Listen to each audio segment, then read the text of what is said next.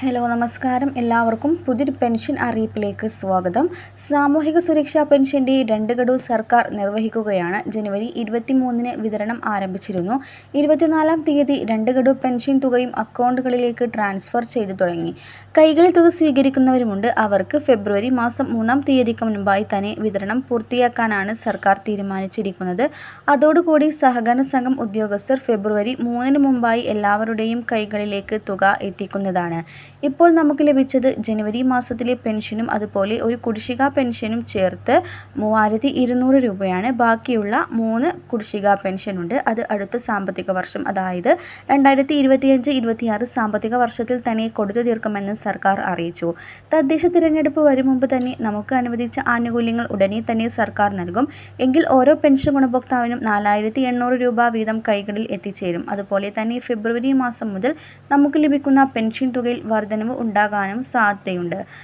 കേന്ദ്ര സർക്കാരിൻ്റെ PM കിസാൻ സമ്മാൻ നിധിയിൽ കാര്യമായ വർധനവ് കൊണ്ടുവരികയാണ് കേന്ദ്ര സർക്കാർ. ഫെബ്രുവരി 1-ന് നടക്കുന്ന യൂണിയൻ ബജറ്റിൽ ഇത് സംബന്ധിച്ച നിർണായക തീരുമാനം കൊണ്ടുവരുമെന്ന് സർക്കാർ അറിയിച്ചു. നാളുകളായി കിസാൻ സമ്മാൻ നിധി കർഷകർക്ക് വർഷത്തിൽ 6000 രൂപയാണ് ലഭിക്കുന്നത്. 2000 രൂപ വീതം 3 ഘട്ടമായാണ് വിതരണം ചെയ്യുന്നത്. ഇത് 8000 രൂപയാക്കി വർദ്ധിപ്പിച്ചു. വർഷത്തിൽ 4 തവണ 2000 രൂപ വിതരണം ചെയ്യാനാണ് സർക്കാരിൻ്റെ തീരുമാനം. ഇതൊരിക്കലും നമ്മൾ തിരിച്ചടക്കേണ്ടതില്ല. 25 ലക്ഷത്തോളം വരുന്ന കർഷകർക്കാണ് ഈ ആനുകൂല്യം കൈപ്പറ്റുന്നത്. കിസാൻ സമ്മാൻ നിധിയുടെ ഗുണഭോക്താക്കൾ നിങ്ങളുടെ പണം മുടങ്ങാതിരിക്കാൻ ഇലക്ട്രോണിക് KYCയും ലാൻഡ് സീഡിങ്ങും ചെയ്തിരിക്കണം.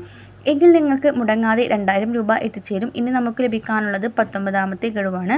ഫെബ്രുവരി മാസം പകുതിയോടെ കിസാൻ സമ്മാൻ നിധിയുടെ തുക എത്തിച്ചേരും. അതുപോലെ തന്നെ കർഷകർക്ക് ലഭിക്കുന്ന വിവിധ ആനുകൂല്യങ്ങൾ കൈപ്പറ്റുന്ന ഒരു കർഷക ID കാർഡ് വേണം. അതായത് കർഷകർക്ക് ലഭിക്കേണ്ട സബ്സിഡികൾ, യന്ത്രസാമഗ്രികൾക്കുള്ള സബ്സിഡി നിരക്കിൽ ലഭിക്കുന്നത്, അതുപോലെ വിളനാശം സംഭവിക്കുമ്പോൾ ഉണ്ടാകുന്ന ഇൻഷുറൻസ് എന്നിവയ്ക്ക് വേണ്ടി, കൂടാതെ PM കിസാൻ സമ്മാൻ നിധിയുടെ ആനുകൂല്യങ്ങൾക്കൊക്കെ വേണ്ടിയിട്ട് നിങ്ങൾ കതിർ ആപ്പ് ഡൗൺലോഡ് ചെയ്ത് കർഷകരുടെ ഡീറ്റെയിൽസ് പങ്കുവെച്ച് ഏറ്റവും അവസാനം ഫാർമേഴ്സ് ID എന്നുള്ള ID കാർഡ് തയ്യാറാക്കും.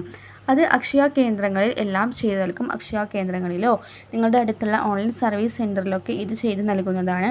എല്ലാവരും ഇത് കൃത്യമായി തന്നെ ചെയ്യാൻ ശ്രദ്ധിക്കുക. വരും ദിവസങ്ങളിലെ ക്ഷേമ പെൻഷനുമായി ബന്ധപ്പെട്ട അറിയിപ്പും സർക്കാർ സംബന്ധമായ വിശദമായ എല്ലാ അറിയിപ്പും കൃത്യമായി തന്നെ നിങ്ങളിലേക്ക് എത്തിക്കുന്നതാണ്. ഈ ചാനൽ മറക്കാതെ സബ്സ്ക്രൈബ് ചെയ്യുക.